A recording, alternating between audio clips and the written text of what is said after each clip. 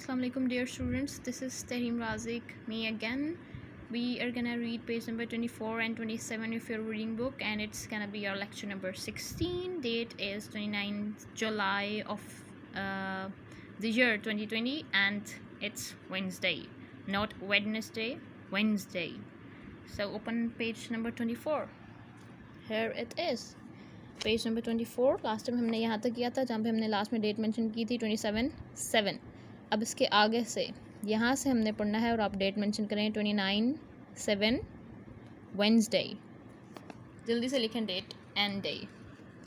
29/7 Wednesday, WED wed NES nes DAY day, Wednesday. लेकिन जब इसको ऑन द होल प्रोनाउंस करते हैं तो डी की साउंड नहीं आनी चाहिए, so it's Wednesday.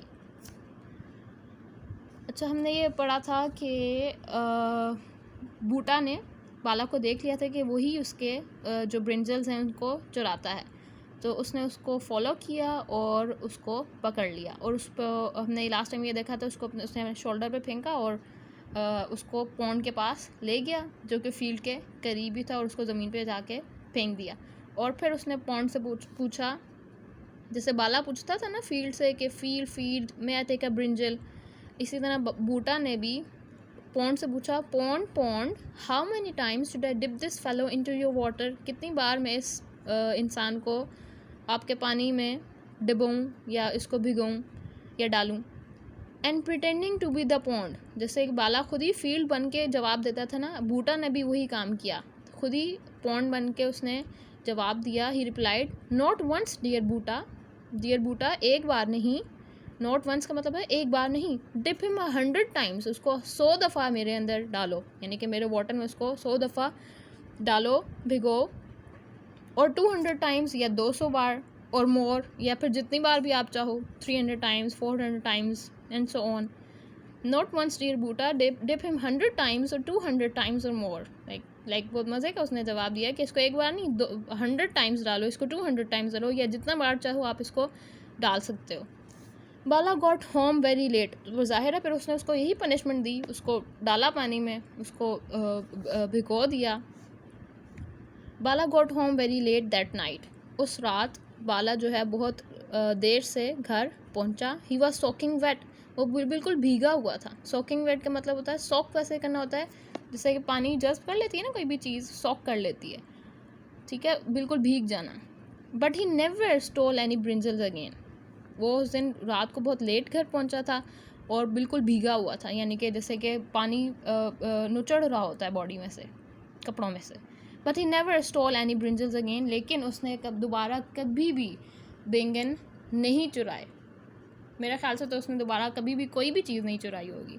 Y he never stole anything ever again, उसने क्यों कभी कोई चीज़ क्यों नहीं चुराई? हाँ, ये एक टाइप का क्वेश्चन भी है और नहीं भी है, क्योंकि ये एक ऐसी स्टेटमेंट है जिसका जवाब ऑलरेडी सबको पता है स्टोरी पढ़ने के बाद। सो यहाँ पे तक हमने कर लिया है, स्टोरी हमारी कंप्लीट हो गई है।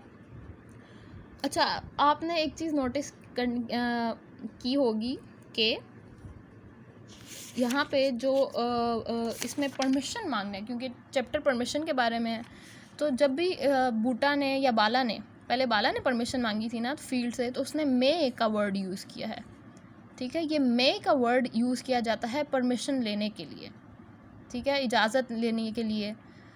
या जैसे कि इसने भी मे का वर्ड यूज़ किया है, और यहाँ पे बूटा ने भी जब पॉन्ड से परमिशन ली तो उसने भी उसने भी बोला था कि पॉन्ड में how many times should I dip this fellow, उसने तो उससे क्वेश्चन पूछा था। अच्छा, एक और इम्पॉर्टेंट बात जो आपने नोटिस करनी है वो ये कि जब हमने स्टार्टर किया था तो यहाँ पे हमने देखा था कि जो क्वेश्चन हमसे पूछे गए थे उसमें सब स्टार्ट हो रहे थे कैन के वर्ड से। Can I borrow this book, can I sit here, can I have some water. सिर्फ एक सेंटेंस था जो था मे से शुरू हो रहा, मे आई कम इन सर। इजाज़त तो सबसे ही ली जा रही है ना यहाँ, जैसे कि ये से पूछ रही है कि मैं बुक ले सकती हूँ, या फिर मैं यहाँ बैठ सकता हूँ, या फिर मैं उस बॉटल से पानी पी सकती हूँ, और ये कि क्या मैं अंदर आ सकता हूँ। लेकिन यहाँ पे ये डिफरेंस क्यों है कि ये मे इसके साथ यहाँ पे एक जगह मे है और बाकी सबके साथ कैन है। ये बात इसलिए है कि जब हम बहुत ही फॉर्मली बात कर रहे होते हैं, रस्मी तौर पर, या किसी बड़े से इजाज़त ले रहे होते हैं, तो हम वर्ड यूज़ करते हैं मे का। जैसे आप लोग यूज़ करते हैं ना जब पानी पीने जाना हो, मे आई गो टू ड्रिंक वाटर, या फिर मे आई कम इन, आप वे मे का वर्ड यूज़ करते हैं। जब किसी बहुत ही फॉर्मल बात हो रही हो, किसी बड़े से इजाज़त मांगनी हो, तो आप मे का वर्ड यूज़ करते हैं। जबकि अगर आप आपस में बात कर रहे हो, यानी कि फ्रेंड्स आपस में अगर बात कर रहे हैं, तो मे का वर्ड नहीं यूज़ करते, वो कैन का वर्ड फिर यूज़ किया जाता है। ये बहुत इंपॉर्टेंट बात है जो आपको पता होनी चाहिए। अब आ जाएँ ऑन पेज नंबर 27। यहाँ पे हम करेंगे learn to use the dictionary. इसके ऊपर टिक करें, कर लिया, और साथ डेट मेंशन करें 29/7 वेंसडे, लिख लिया। Good. Arrange the following words in alphabetical order and write them in the box on the right. The first and last ones have been done for you. आपने यहाँ पे हमने आपको कुछ दिए हुए हैं वर्ड्स, इनको आपने अल्फ़ाबेटिकल ऑर्डर में इस बॉक्स में लिखना है। नंबरिंग उन्होंने ऑलरेडी की हुई है, और फर्स्ट वर्ड और लास्ट वर्ड उन्होंने खुद लिख कर बताया हुआ है। अब बाकी वाले 2, 3, 4, 5 हमने खुद लिखने हैं। सो ABC से स्टार्ट करें। ए वाला कोई वर्ड नहीं है, बी वाला नहीं है, सी वाला है कैमल, जो कि उन्होंने खुद ही लिखा हुआ है। सी के बाद डी है, डी से है यप डंकी। नंबर 2 पे लिखेंगे हम डंकी, DON डन, KEY की, डंकी, DON डन, KEY की, डंकी, लिख लिया।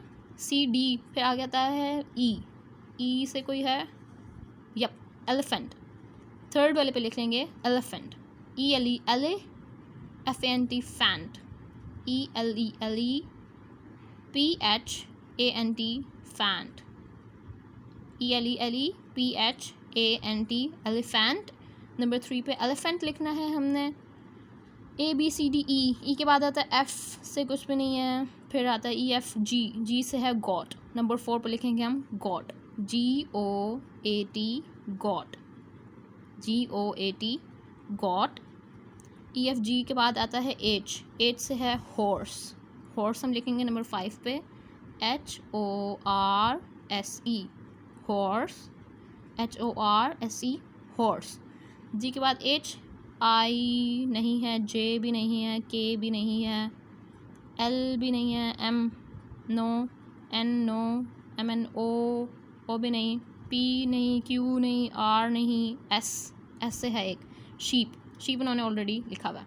तो बॉक्स ख़त्म हो गए, आगे रीड करने STUVWXYZ, इनमें से कोई भी आगे वर्ड नहीं दिया हुआ। तो यहीं पर हमने करना है, फर्स्ट पे कैमल, सेकंड पे डंकी, थर्ड पे एलिफेंट, फोर्थ पे गॉट, फिफ्थ पे हॉर्स एंड सिक्स पे शीप। बस यहाँ तक हम करेंगे। लास्ट में भी आप डेट मेंशन कर सकते हैं, विच इज़ 29/7। आपको मैंने लास्ट टाइम दिया था होमवर्क कि आपने फाइंड आउट करने हैं 6 नाउन्स फ्रॉम द स्टोरी। तो नाउन्स होता है, नेमिंग वर्ड होता है, नेम ऑफ पर्सन, प्लेस और थिंग, जिसमें है यहाँ पे अगर देखें तो Bala it's a noun, Ayesha it's a noun, Boota it's a noun, 3 हो गए।